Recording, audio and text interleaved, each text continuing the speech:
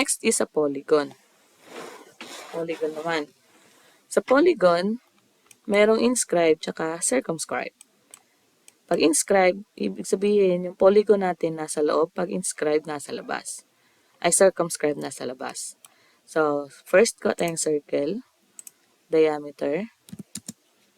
Okay, ulit. Diameter. Click. 100.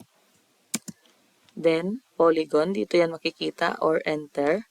So, dito lang natin gawin. Pol. Then, magtatanong siya kung ilang sides. So, 6 sides. Enter. Tapos, polygon. Click sa center. Inscribe. Yan. Pwede nyo itong galawin. Galawin nyo hanggang dito. Yan. Or, gawa tayong layer ulit. Lagyan natin polygon. Polygon. Tapos, magenta. Okay. 10.30. Okay. Yan. Mamaya natin siya ilagay. Then, C. 100.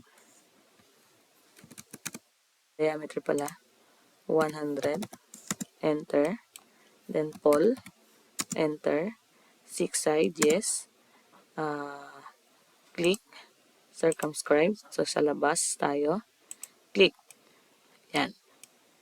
Then, isa is pol. Enter. So, ilang sides? 5 sides. Enter. Then, edge ang gagamitin naman natin. Edge. Then, click dito. Ilan yung distance niyan? 50. Enter. Yan. Tapos dito naman, ito is C.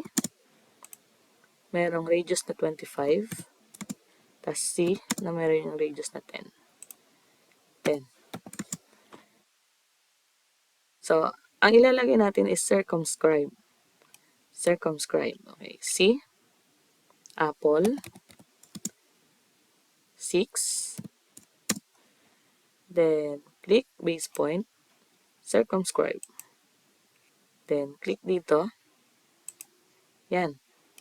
Dito naman, C. 30. Pol. 3. Enter. Click natin dito. So, inscribe. Inscribe. Click. Then dito, pwede mong i-mirror yan or diretso tayo. Pol. 3. Tapos, click. Inscribe. Dito naman. Ayan. Tapos, click natin. Natin to.